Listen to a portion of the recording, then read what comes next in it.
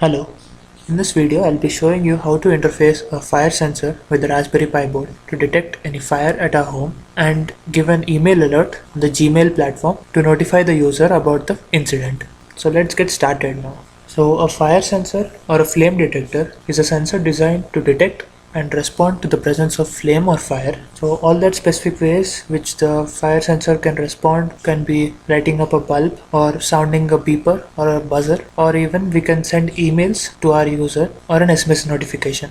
So let's observe the sensor now. So it has got a fire sensing part as an LED to the board, and we have a potentiometer box that would be used to toggle the range up to which the sensor can detect fire. So we have the pins here: A0, the ground, plus 5 volt or the plus 3.3 volt depending on the modules, and the D0 for digital pin.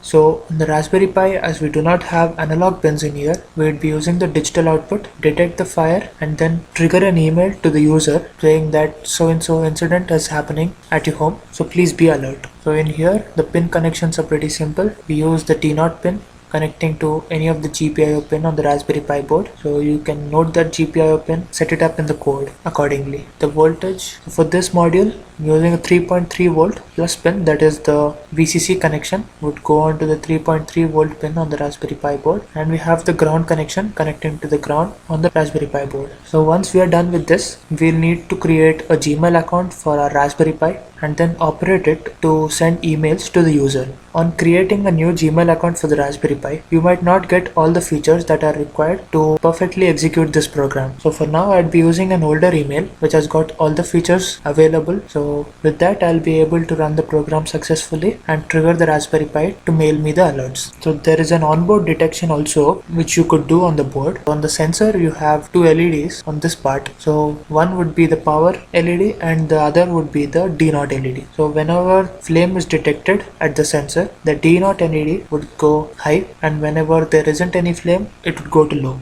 The power LED would be glowing all the time whenever the power is supplied from the board to the sensor. Now let's move on to the hardware implementation and see how it works. Here we are with the hardware setup now. Connections made as per the connections shown in the FreeSync diagram. Let's have a closer look at the sensor connections and then move on to the implementation.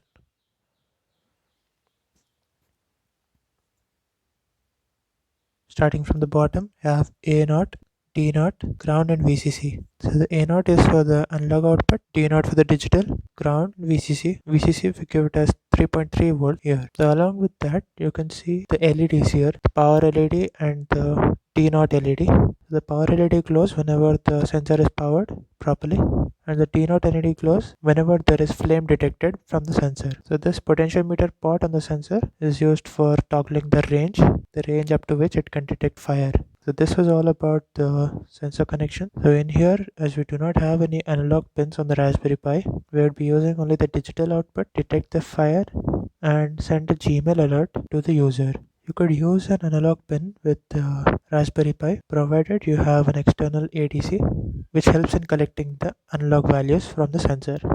So on the Raspberry Pi, we have the red wire VCC connecting to plus 3 point, the brown wire connecting to the ground, and the green wire connecting to GPIO 4, that is the BCM mode of pin naming. Now let's move on to the implementation part. So once the board boots up, we have a few steps to follow. I've given all the steps in the file over here. You can get these commands on the blog, so please do check out the blog link for this. So let's start. I've given stepwise here. So step 1, we have SSMTP. So these two modules will already be pre-installed in the newer versions of Raspberry Pi. So if there aren't, you can do this with this command here. So once these two are installed, you move into this file, the ssmtp-conf file. In here, we need to add these lines of code. So the root, that is your sender email ID. So from where the email needs to come from, so that email ID should be given here. Now the mail hub will be initialized. The host name is a Raspberry Pi. The auth user, that will be same as the root. So you give the same address here, and your password needs to be furnished, and then these 3 lines of codes which will make the necessary configuration for sending emails from the Raspberry Pi. So once this is done, save the file and close the file now. So to test it, we have this small line of code here. So echo, so whatever text you want over there with the mail, the subject, testing. So this will be the 2 email address to whom you want to send it to. While doing this, you might run into specific errors. One of the error could be the non-zero status return. So there might be some issues with the permissions of your Google account. So for that, on the sender side, we have this feature. When you go into your Google account settings, you find this feature in there. This might not be visible for newer accounts, those created few days or few weeks ago. I'm using an old account which has got this specific features already given. This specific feature, that's a less secure app access, this needs to be turned on, which is not recommended though from the Google side, but for our requirement we'll be turning it on. You see there it's updated. So now when you run the command for testing, you won't find any issues now. So I'll just test it once. There you go, the mail has been sent now. You can just check that this is that email.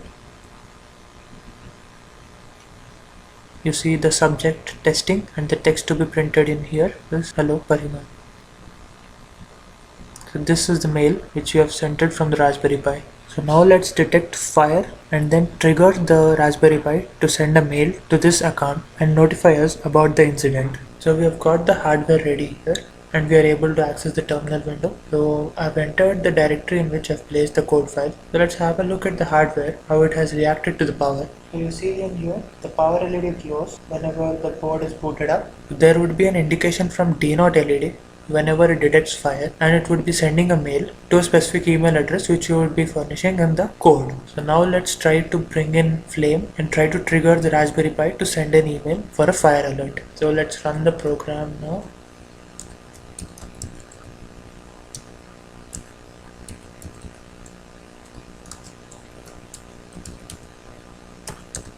So I run the program here. At the hardware, I bring in a flame Cynthia. So it has detected the flame and it's sending a mail. The mail has been sent here. Now let's check our mail here. Just close the program to my inbox, and there you see your Raspberry Pi has detected fire at your place. So that is the alert being sent from the program. It's a very small distance here, so the sensor could detect pretty easily. You can toggle your potentiometer and increase the range at which the fire could be detected in the house. So this was all about the hardware implementation part. Now let's go on to understand the code and implement a fire alert system of our own. So here we are with the main code file. So let's go through what all is written in the code and understand them thoroughly. So we start with importing the rpi.gpio. This is for setting the pins up for their modes and declarations. So we import it as GPIO. Then we have this SMTP lib. So this is for sending the mails, and we import the time for having some certain amount of delay here. Here we set up the GPIOs. So we have chosen the GPIO 4, and as per the BCM naming, GPIO followed by number 4 would be the pin pointing on the Raspberry Pi board. Initialize it as our input for the Raspberry Pi.